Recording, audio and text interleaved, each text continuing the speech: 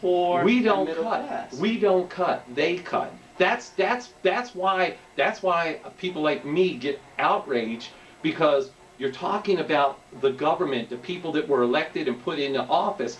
Those are the people that are doing or not doing what they're supposed to do, not your average people, which are you and me. Okay? And again, so all of a sudden everybody's lumped into one category, and oh well, it's white people running the country, so therefore it's all white people. My God, the benefits that are cut, the Social Security, the Medicare, the Medicaid, it affects. If we just went by percentages of white people in America, then whites are probably hit the most when they cut out those kind of things. Yeah, you're probably So, right. so it's crazy.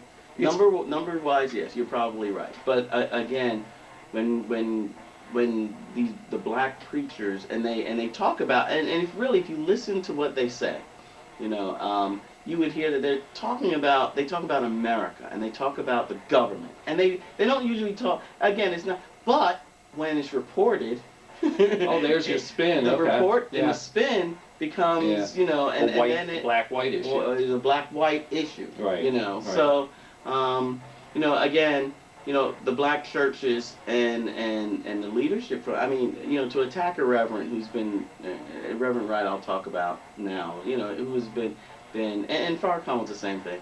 Who's been preaching for years and years.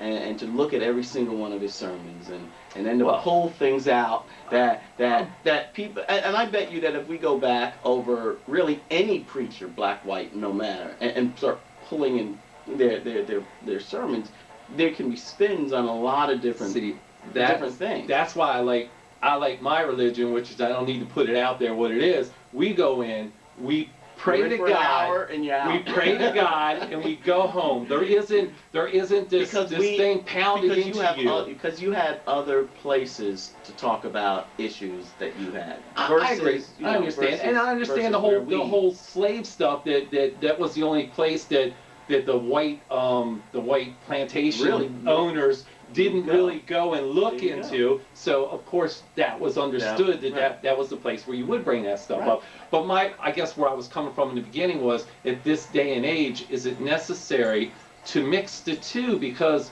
again, wouldn't you like to go to church and just be able to pray to God and have a that good feeling about coming close to your Lord, and then go? Does it need to end at the end of it, where you got to talk about all these issues that are out there? Why isn't it done in a separate form? It's more than just going to church, and it's an experience.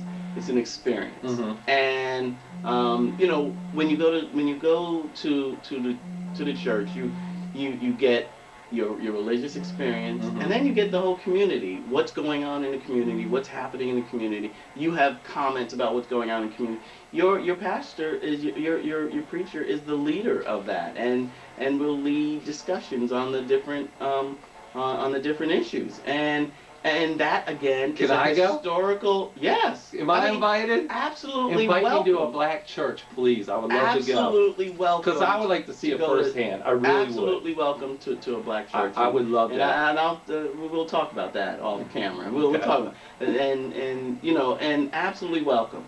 And to see the environment and how it works and would a preacher not bring up something socially if I was sitting in the crowd? Absolutely not. He would absolutely bring up. He would the exact same. Yes. He wouldn't hesitate. Yes. Not in the least. Okay. And we say black churches, and yet you find white people that go to the black churches. So it's not. I'm sure. I'm just saying that again with the politics. To me, just like what's the old saying, separation of church and state. Mm-hmm. That's with my religion. That's how it is. You go to church, you pray, you go home. Yeah, but we're not. And that's a good point that you bring up, separation of church and state, and that's not happening now. No. That's not. You've got your. And I'm going to throw it your conservative right wing, who tend to be very religious. Wound. So they are not separating anything from, then there's no longer separation, and that's a dangerous thing, because then you start defining what is the acceptable religions and what's not. And this country was founded on freedom of religion. So basically what I'm saying flips back at me with you've got it's same things happening on the white side Mhm. with different religions. Right. You see what's happening. Right. Exactly. So they're using it as the pulpit to get out their specific Agenda. political message. Right. Their agendas, and they're using religion as that. My church The doesn't whole do that. abortion issue is religious. Is a religious issue. That should not be part of this whole of the whole. Oh, I'm a Laws. conservative and a law and this and that. Yeah. That's a religious belief, whether I believe in abortion or not. You know, so It's interesting with all the combinations of religions that any one religion could think that they could tell other people whose religion doesn't have the same criterion that they have to follow that. we can talk about black and white, and we can talk about minority versus this minority and that versus that. But if you look at the history of the world, Mm-hmm. the thing that has destroyed every society is religion. Yes. You know, Definitely. our country founded because of it, Yep. because of religious persecution, And now it's and now fighting over it. it's here we are again. You know, and if you look at where we're headed, I mean, just our country itself, we had the potential, and I'm saying the potential now because, you know, we have a lot of issues Mhm. of being this great country, just has added religion into this mix and saying, well, my religion is the right religion, and should we have a religion that is the national religion, and those kind of things will bring down the country. But Absolutely. other countries have actually adopted religious laws into their laws, and this country, like you said, was founded on religious freedom. But there are groups that want to impose their religious rules into our laws, Right. and And you that see what that happens will with those- destroy us. Every country that's happened That to will destroy that us. has, you know. Yeah. So when Yep. you look at you know, we get back to churches and the black churches, you know, again, part of our community Mm-hmm. and part of not, you know, bigger than, I won't say bigger than religion because religion is, you know, Yeah. Right. nothing bigger than God. Yeah.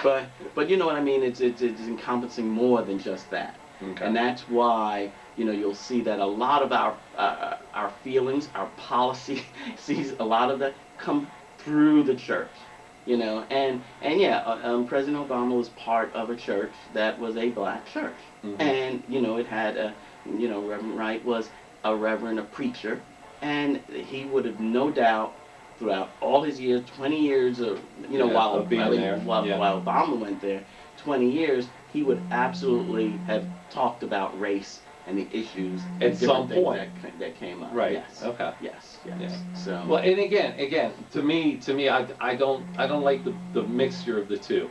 I think that you should be able to go and be able to worship and then go about your business, and then in another form, it could still be the church, but not as a service. You know, Mhm. I could see coming back to the church for other things. Mhm. You know what I'm Right, saying? yeah. So it's not wrapped up into the religious aspect. But that's just me. I like the Yeah. separation. Yeah, it's all of the two, because I really don't think politics and religion go together.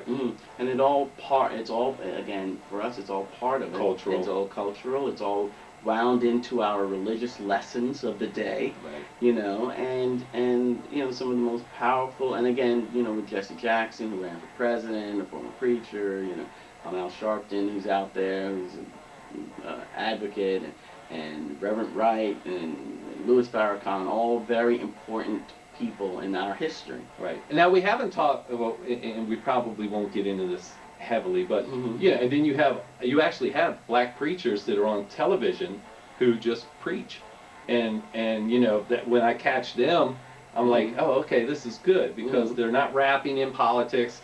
They're not telling you to send $100 and your life will change completely. Mhm. You know, they actually just preach the word. Mhm. And when I see that, I you know, I sit back and I'm like, yeah, okay, this is Mhm. good. Yeah, yeah. You know? And you know what? And again, if something major or something happens within a community, within their parish, you know, who knows what their speeches would be like then? Right, So, and I'm only seeing what they recorded on Right. television too. I don't know what happens 20 minutes afterwards. So Right, no, exactly. I agree. Hey, look, you got any views on this, which I'm sure you do? You're probably gonna nail me to the cross, excuse the pun. But Wow. yeah. But anyway, yeah, if you have any points of view on this, please feel free to get in touch with us. Information's right here. You can call us, leave a message, 240-416-0. 240-415-0006. I Yeah. always mess that up. Yeah, just look at the bottom. Yeah, there you go. Okay. All right. And with that, see you in the next segment. We'll be back.